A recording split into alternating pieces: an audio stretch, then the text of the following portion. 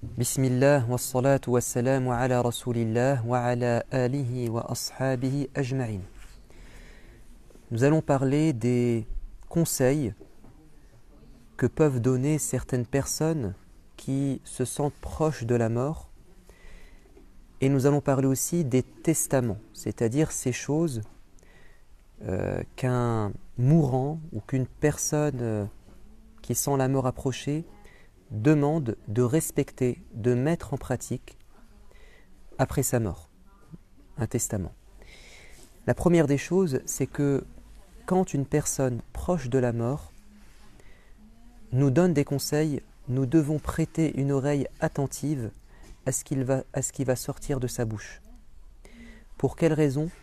Parce que ce croyant a le cœur, à ce moment, très sensible à l'au-delà. C'est une personne qui est détachée de la vie matérielle puisqu'il s'apprête à rendre l'âme et à rencontrer Dieu. Et généralement, cette personne, si c'était une personne pieuse durant sa vie, ce qu'elle va nous dire est généralement une vérité. Et une vérité précieuse. Les derniers conseils d'un mourant croyant sont souvent des paroles en or. La personne a déjà un pied dans la tombe, elle est dans un bilan de sa vie et elle peut nous donner des enseignements et des conseils extrêmement précieux qui vont nous faire gagner du temps dans notre vie et qui peuvent nous enseigner le sens des priorités. Parce que quand on va rejoindre Dieu, on se détache de tout ce qui est superflu, de tout ce qui est mauvais. On va mettre l'accent sur ce qui est essentiel, c'est-à-dire ce qui va nous être utile dans l'au-delà. Et je vais vous faire part de certains conseils donnés par des prophètes avant de mourir à leurs enfants. Le prophète de l'islam, alayhi salatu wassalam, nous rapporte que Noé, avant de mourir, a dit à son fils 4 choses. Il lui a dit: ô mon fils, j'ai 2 conseils à te donner et 2 interdictions que tu devras respecter. Le premier conseil, c'est de dire et de mettre en pratique La ilaha illallah. Le tawhid, qui est la base de notre religion et en même temps son summum, il lui a dit La ilaha illallah, si elle devait être mise sur un plateau de la balance, et de l'autre côté, si les cieux et la terre étaient posés sur le deuxième plateau, c'est assurément La ilaha illallah qui l'emporterait. Donc il a voulu le faire prendre conscience que la chose la plus importante que je te recommande, mon fils, c'est de mettre Dieu au-dessus de tout et au centre de ta vie. Deuxièmement, je te recommande de répéter souvent Subhanallahi wa bihamdih, car, dit-il, c'est la prière de tous les êtres vivants ou de toutes les créatures. Le Coran nous dit que toutes les créatures de Dieu, il n'y a pas une chose si ce n'est qu'elle glorifie son Seigneur en disant Subhanallah ou en chantant ses louanges en disant Alhamdulillah, y compris les anges. Wa nusabbihu bihamdika wa nuqaddisu lak, dirent-ils à Dieu. Et donc je te recommande, mon fils, de répéter souvent Subhanallah wa bihamdih, et c'est la clé de la subsistance.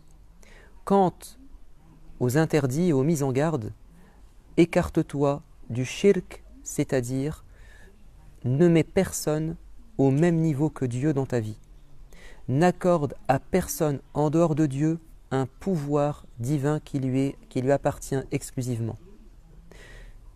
Deuxièmement, écarte-toi de al-kibr, c'est-à-dire de l'orgueil.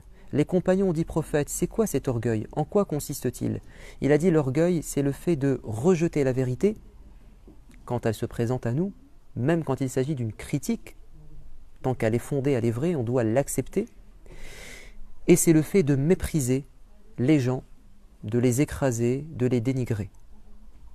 Voici donc les conseils de Noé à son fils après ces 1000 ans qu'il a vécu au moins sur terre, 1000 ans d'expérience, 1000 ans de prédication. Voici la substance qu'il en a tirée. La ilaha illallah au centre de notre vie, Subhanallah wa bihamdihi comme zikr suprême, s'écarter du shirk, de l'associationnisme et de l'orgueil, qui sont deux grands péchés majeurs qui nous empêchent d'entrer au paradis. Quant à Jacob, le père de Joseph et de ses 11 frères, lui aussi a donné un conseil à ses enfants. Il est rapporté dans la sourate numéro 3, Am kuntum shuhada'a idh hadara Ya'qub al-maut. Étiez-vous présents lorsque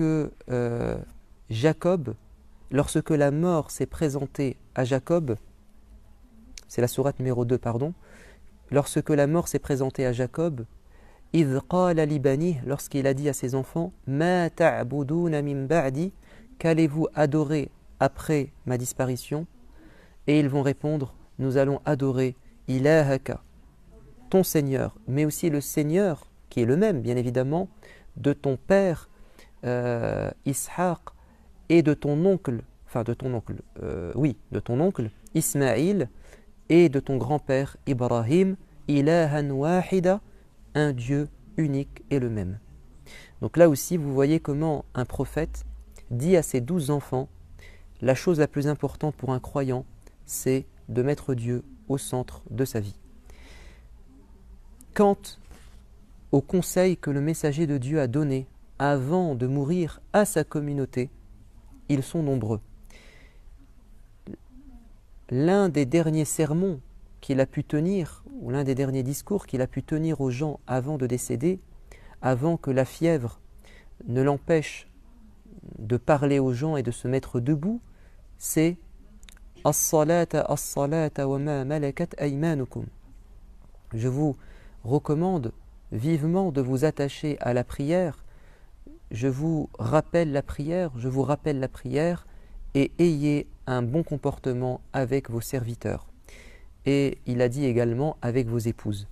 Donc deux choses principales, la prière, qui est l'essentiel de l'adoration et de la relation du croyant avec son Seigneur, et il a insisté sur le bon comportement avec ceux qui sont faibles, c'est-à-dire ceux qui généralement sont à notre charge et sous notre responsabilité, notre famille, l'épouse en particulier, et des gens qui peuvent travailler pour nous. À l'époque, c'était des serviteurs, des servants. Aujourd'hui, on pourrait dire quelqu'un qui est sous ta responsabilité et qui te fournit un travail. Donc, ceux qui sont faibles et envers qui vous avez une autorité, sur qui vous avez une autorité, vous devez être bienfaisant envers eux. Il y a une dame, une infirmière, qui a travaillé pendant des années en soins palliatifs en Australie. Son nom va me revenir. Son nom de famille, c'est W-A-R-E. Je crois que c'est Brony War, B-R-O-N-I-E, et puis W-A-R-E. En tout cas, cette dame a posé une question importante aux mourants qu'elle a pu suivre. Quels sont vos principaux regrets? Et elle a publié un livre, Les 5 plus grands regrets des mourants, dans lequel elle nous dit le premier regret qui était à la tête de la liste des nombreux regrets que j'ai entendus, celui qui était le plus récurrent. Les gens disaient, nous avons l'impression de n'avoir pas vécu la vie qu'on aurait aimé avoir, c'est-à-dire on a été détourné de l'essentiel dans notre vie. Et il rajoute, on a passé trop de temps à l'extérieur, souvent au travail, et pas assez de temps avec nos proches, avec notre famille. C'est-à-dire que le matériel nous a détournés du relationnel. Ça a été le regret principal de ces gens. Alors, ils ne sont pas croyants, mais ils restent des êtres humains avec une expérience de la vie, et ils disent des paroles de sagesse qui peuvent nous être très utiles. Donc, les gens qui approchent de la mort, généralement, puisqu'ils ils font le bilan de leur vie, ils sont généralement lucides. Ils sont lucides, ils ne se mentent plus. Ils voient les choses comme elles sont. Donc, ne jamais prendre à la légère ce que nous dit un mourant, parce que, encore une fois, il dit des choses très intéressantes et qui sont généralement très justes. Passons maintenant à la deuxième partie, celle des testaments. Alors un testament, c'est ce qu'une personne demande de faire après sa mort. Vous avez des testaments obligatoires, au sens où, si nous avons été pris comme témoins d'un testament et que nous avons donné la promesse, nous avons fait la promesse à la personne mourante de lui faire quelque chose après sa mort, nous devons aller au bout. C'est vrai durant le vivant et c'est d'autant plus vrai après la mort. Et c'est un engagement que nous devons accomplir. Par exemple, le remboursement d'une dette. Et d'ailleurs,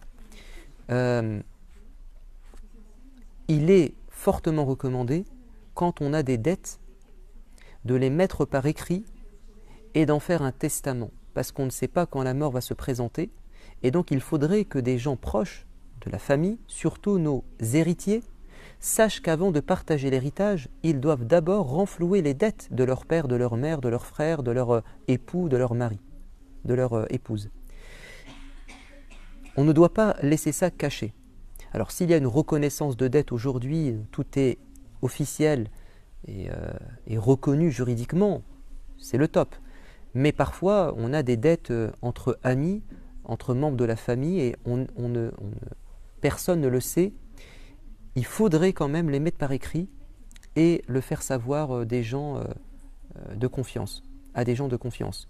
Le prophète de l'islam a dit, si quelqu'un doit faire un testament, donc pour une chose importante, alors qu'il n'attende pas plus de 2 jours ou de 3 jours avant d'avoir cet écrit, ce testament, auprès de lui. Je vais vous développer ça à travers un récit, une histoire authentique. Jabir, un jeune compagnon, va se disputer avec son père, Abdullah ibn Hiram, au sujet de la participation de l'un d'entre eux au jihad. Alors c'est quoi le jihad?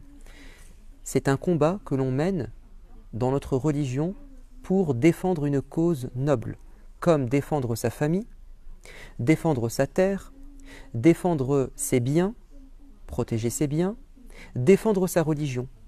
Donc quand on est attaqué et qu'on se défend, et qu'on le fait avec une bonne intention, et selon un cadre éthique, ça s'appelle le jihad. Rien à voir avec la conception erronée, dévoyée du jihad aujourd'hui, utilisée par certains ou diffusée par certains médias. Donc ce n'est pas le terrorisme, bien évidemment, mais bien au contraire, c'est le fait de se battre pour une noble cause, de résister face à l'injustice, de défendre des opprimés, de défendre la justice. Bon. Il se trouve que là, les ennemis de la Mecque du prophète s'apprêtent à les attaquer. Prendre leur revanche de la bataille de Badr, la bataille de Uhud va se produire. Et donc, le prophète fait appel à ses compagnons qui veut bien participer et nous aider à défendre notre cité et notre religion, puisque les Mécois ne combattent le prophète et les musulmans que parce qu'ils ont une religion différente. C'est une persécution d'une minorité religieuse. Comme ça a été souvent le cas dans l'histoire, et encore aujourd'hui, vous avez des minorités musulmanes qui sont persécutées dans le monde, souvent dans un silence complice de la communauté internationale, comme les Rohingyas, comme les Ouïghours en Chine, et comme en ce moment même une minorité musulmane en Inde.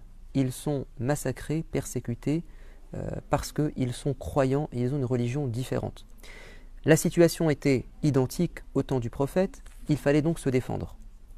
Sauf que Jabir et son père ne peuvent pas partir à deux, car il y a une maman et 9 filles à la maison. Il faut qu'un homme reste pour s'occuper d'eux.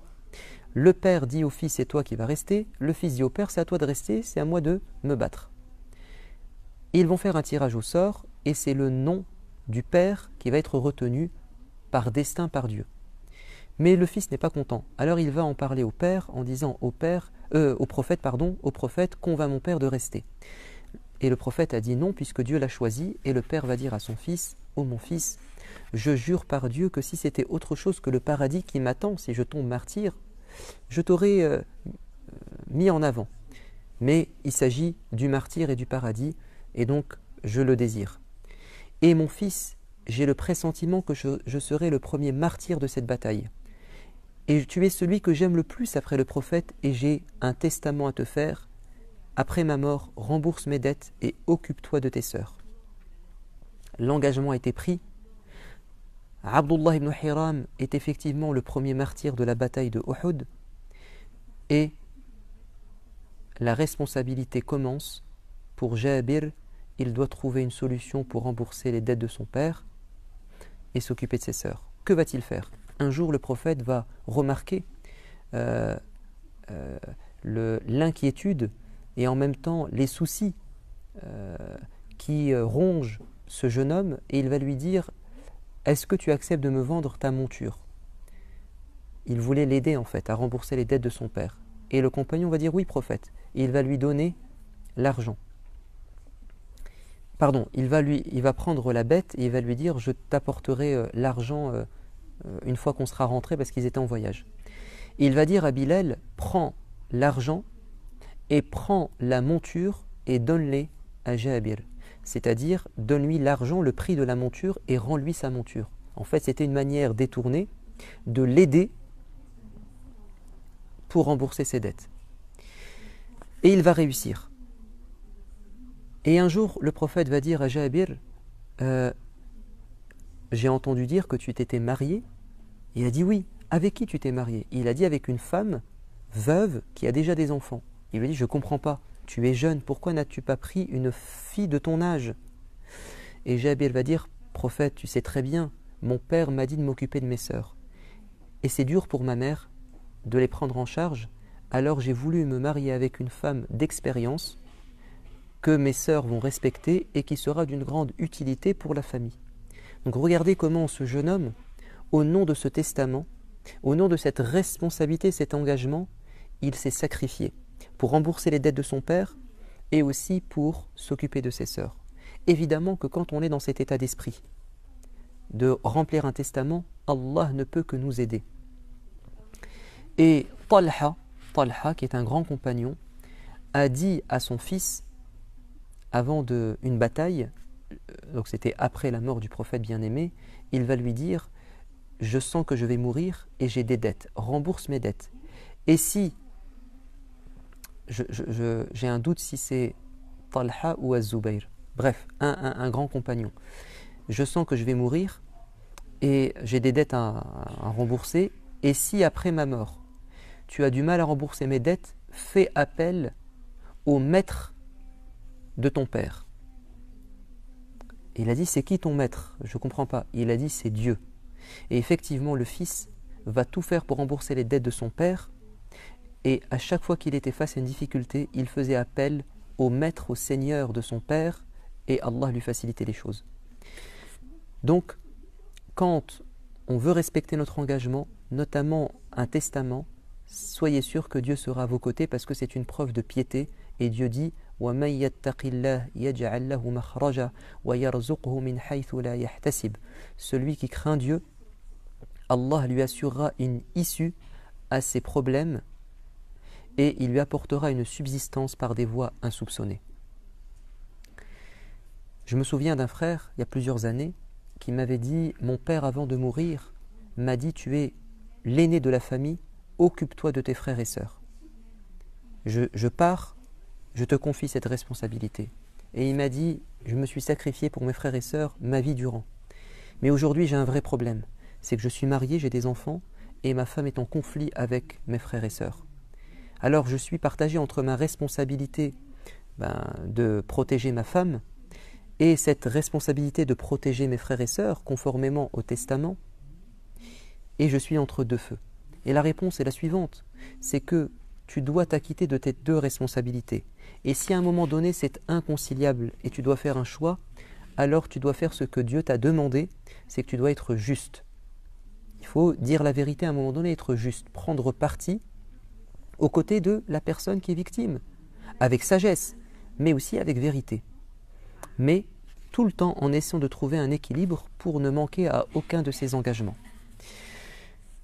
Prenons un deuxième cas de testament. Après les dettes, vous avez les dons. Vous avez des gens qui disent « Après ma mort, je veux qu'une partie de ma richesse soit donnée à une mosquée, à des pauvres. » Je vous donne un exemple. La semaine dernière, une personne est venue me remettre une enveloppe avec 1020 € en disant « Mon ami sentait la mort approcher, il m'a dit si je viens à décéder, alors cet argent, je veux que tu le remettes à la mosquée de Rem, donc là où je suis. » Et là m'a dit c'est une amana, c'est une responsabilité, un testament, donc je suis dans l'obligation de vous le remettre. Ça, c'est une preuve de piété de la part du mourant, puisqu'il veut faire un don qui lui sera utile après sa mort, et c'est une preuve de piété de son ami, puisqu'il aurait pu, dans l'absolu, trahir son ami qui est décédé et prendre l'argent pour lui. Qu'est-ce qui l'a empêché de trahir son ami et de délaisser le testament? C'est sa crainte de Dieu. Le prophète a quand même mis une limite, c'est qu'il a dit on peut demander à ce qu'une partie de notre richesse après notre mort revienne à des causes nobles, humanitaires, mais dans les limites d'un tiers de notre richesse. Parce qu'on doit laisser au minimum les 2/3 pour nos héritiers. Car le meilleur cadeau qu'on puisse faire, la meilleure sadaqa, c'est de laisser des choses pour nos enfants, notre famille. Et on ne doit pas déshériter nos enfants ou les laisser dans la difficulté. Troisième forme de testament, ce sont des souhaits, des demandes qu'émettent des gens qui sentent la mort approcher au sujet de la manière dont on va procéder pour les enterrer, enfin le rituel funéraire. Vous avez des gens qui vous disent « Après ma mort, je veux être enterré dans tel endroit » ou « Je veux que telle personne prie sur moi ». Je veux que ce soit tel imam et dans telle mosquée qu'on prie sur moi. Eh bien, on doit tout faire pour respecter ce testament. C'est un engagement, c'est un souhait autant que faire se peut. Vous avez beaucoup de compagnons qui ont émis ce genre de souhait. Aïcha, par exemple, a dit « Je veux que ce soit Abu Huraira qui soit l'imam et qui dirige la prière mortuaire sur moi. » On est obligé de respecter. Vous avez aussi des gens, des compagnons ou des savants qui ont dit « Je ne veux pas que ce soit un tel qui prie sur moi. » Abu Hanifa a dit « Je ne veux pas être enterré dans tel endroit parce que je considère que le gouverneur a confisqué, a volé cette terre. Et donc je ne veux pas être enterré dans une terre que je considère être volée. Enterrez-moi en dehors de la ville. » Voilà, ce sont des choses qu'on doit essayer de respecter. Je vous donne un exemple. C'est une vraie histoire, une vraie anecdote qui a eu lieu, je pense, en Égypte, puisque c'est un prédicateur égyptien qui rapporte cela. Il dit, un père a dit à ses enfants, si je viens à décéder, vous remettez cette enveloppe, cette lettre, à telle personne qui habite dans tel endroit, et vous passez avec le cortège devant chez lui. Vous frappez à la porte, vous attendez, avant de m'enterrer, vous lui remettez l'enveloppe, la lettre. Et si il veut vous remettre quelque chose, refusez. Ok, papa. Le père décède, ils emmènent le cortège, ils s'arrêtent devant la maison de cette personne, ils lui remettent la lettre, la personne lit la lettre, il rentre chez lui et il ressort avec une bourse d'argent. De l'argent. Et il dit aux enfants, prenez-le. Les enfants disent, notre père nous a dit que si tu veux nous remettre quelque chose, alors on ne l'acceptera pas. Et l'homme va pleurer en disant, vous savez ce qui est écrit? Votre père était mon associé, et je l'ai arnaqué, je lui ai volé de l'argent. Il a écrit dans la lettre, aujourd'hui je m'apprête à partir sous terre et à rencontrer Dieu. Je te donne rendez-vous devant Dieu pour régler nos affaires et pour que Dieu me fasse justice, et je n'accepte pas que tu rendes l'argent à mes enfants. Il y a des gens qui disent « je veux être enterré dans tel cimetière ou dans tel pays ». Souvent des personnes qui viennent de l'étranger. « Je vais être enterré au bled ». Oui, on doit tout faire pour les enterrer au bled si c'est leur souhait. Mais là, il y a eu la période de Covid. Et les frontières ont été fermées. Et des gens ont été enterrés dans des endroits qu'ils ne voulaient pas. Que faire? J'ai eu ce cas la semaine dernière où une personne dit « Mon père a plus de 90 ans, il est dans le sud de la France. Sa femme, donc ma grand-mère, je vous dis mon grand-père, hein, pas son père, son grand-père. Donc ma grand-mère a été enterrée en France et lui, il veut se faire enterrer en Algérie. Mais tous ses enfants sont en France. Et les enfants ne veulent pas que le père se fasse enterrer autre part que près de la mer et en France. Que faire? Normalement, on doit respecter le testament. On doit respecter le choix du père. Mais les enfants disent ça coûte trop cher, les billets sont hors de prix et on veut prier sur notre père et assister à son enterrement. Vous voyez, c'est des situations délicates.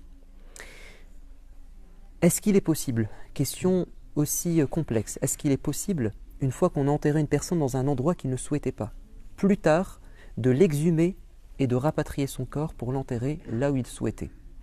Les savants divergent.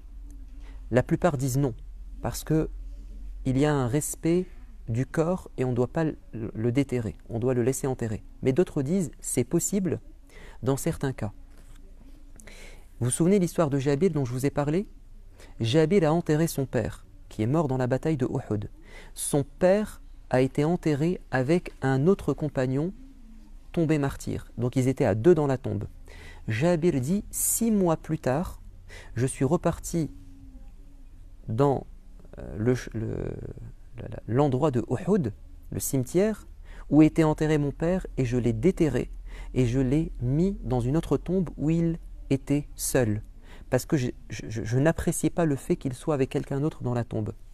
Donc des savants s'appuient sur cette histoire authentique pour dire il est possible d'exhumer un corps pour l'enterrer dans un autre endroit meilleur. Bon, d'autres disent non, il ne faut pas le faire.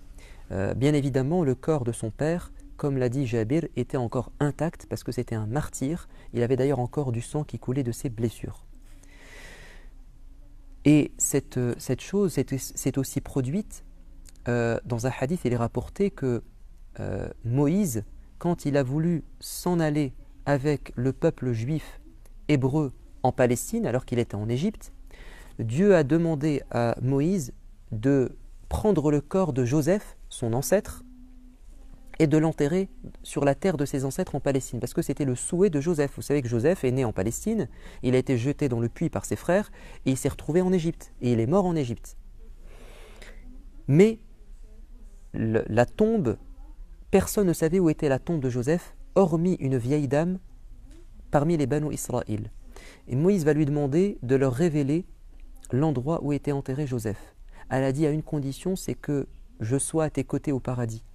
Moïse a dit, je dois demander à Dieu, je ne peux pas te garantir cela. Et Dieu va dire oui, elle aura ce qu'elle demande. Et elle va leur indiquer l'endroit où était enterré Joseph, ils vont le sortir de terre. Évidemment, son corps est intact, puisque les corps des prophètes et des martyrs, normalement, ne changent pas. Et ils vont l'emmener en Palestine. Passons à un autre type de testament qui est cette fois-ci recommandé. C'est-à-dire on n'est pas obligé de le mettre en application parce qu'il y a des doutes en fait sur le fait que ça soit vraiment un testament. Il y a des gens qui vous disent après la mort d'un proche, il m'a demandé quelque chose dans mes rêves. Mon père, ma mère, mon frère, ma sœur est venu dans mes rêves et il m'a dit de faire quelque chose. Est-ce que je dois le faire ou pas? Bon, bah écoutez, si c'est pas un mal, faites-le. Si c'est un bien. Moi j'ai ma voisine, il y a plus de 30 ans, son père décéda. Et son père avait un jardin avec des arbres fruitiers. Et il s'en est toujours occupé. Mais quand il est mort, sa fille a délaissé.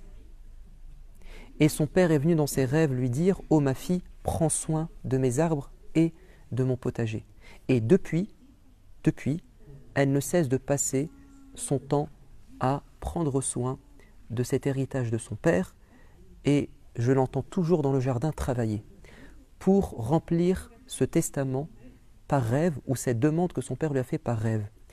On peut dire c'est bien ce qu'elle a fait. Pourquoi? Parce que c'est un bien pour elle et un bien pour son père. Vous savez que le prophète sallam a dit, celui qui a planté un arbre et qui subsiste après sa mort, tous ceux qui profiteront de cet arbre, y compris les animaux, et même si un voleur se nourrit de cet arbre, ça sera autant de bonnes actions pour le défunt. Je termine en parlant de certains testaments interdits quand vous demandez un péché. Vous n'avez pas le droit de demander à quelqu'un de faire quelque chose après votre mort qui est interdit. Vous avez des gens qui disent « Je ne veux pas qu'après ma mort, tel membre de la famille prie sur moi ». Durant son vivant, s'il veut prendre des distances avec un membre de sa famille sans couper les liens de parenté, c'est son droit, s'il est victime, s'il veut se protéger. Mais une fois qu'il décède, c'est un droit de chaque membre de la famille de prier sur le défunt. Et d'ailleurs, c'est dans son intérêt qu'un maximum de monde prie sur lui. Et demander une rupture des liens de parenté n'est pas permis en islam. Un type de testament qui a fait des dégâts dans l'histoire de l'islam. Normalement, en islam, le calife, le gouverneur, le président, le roi, enfin ce que vous voulez, il doit être choisi par les gens. On appelle ça ash-shura, la concertation et la consultation des gens pour désigner l'homme au pouvoir. Sauf que les 4 califes ont respecté cela. Ils étaient bien guidés. Après les 4 califes, vous avez eu des califes qui ont désigné, parfois même avant leur mort, leurs successeurs, souvent leurs enfants. Donc ce testament de dire après ma mort, je veux que ce soit un tel qui gouverne à ma place, ça s'appelle la dictature et ça existe encore jusqu'à nos jours. On en paie les frais. Ça, c'est un testament interdit. Vous n'avez pas le droit de reconsidérer le partage de l'héritage que Dieu a fait pour vos héritiers.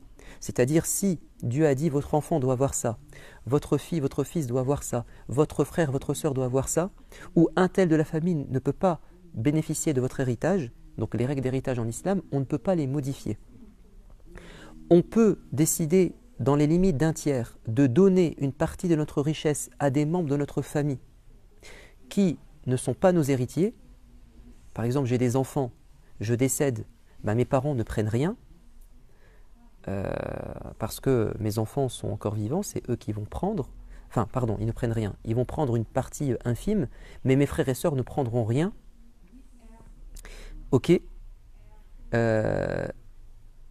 Donc, il y a des gens qui ne vont pas hériter, mais je peux leur désigner quelque chose après ma mort dans les limites d'un tiers. Et puis enfin, évidemment, l'incinération, on ne peut pas demander à quelqu'un d'incinérer notre corps après notre mort, puisque c'est un péché. Et ça a été fait. Le prophète de l'islam a parlé d'un homme avant l'islam qui a dit à ses enfants « J'ai fait tellement de péchés que j'ai peur que Dieu me ressuscite et me punisse. Alors incinérez mon corps et répandez mes cendres sur terre et sur mer. » Les enfants vont le faire. Dieu va le recréer. Il va lui dire « Pourquoi tu as fait ça ?» Il a dit « Dieu, j'avais peur de me retrouver devant toi et de rendre des comptes. » Et Dieu va lui dire « Comme tu t'es repenti, comme tu as eu peur de moi, donc tu t'es repenti, tu as regretté tes mauvaises actions avant de mourir, je te pardonne, va au paradis. » Je m'arrête ici et je vous dis à la semaine prochaine, Inch'Allah. Wassalamu alaikum wa rahmatullah.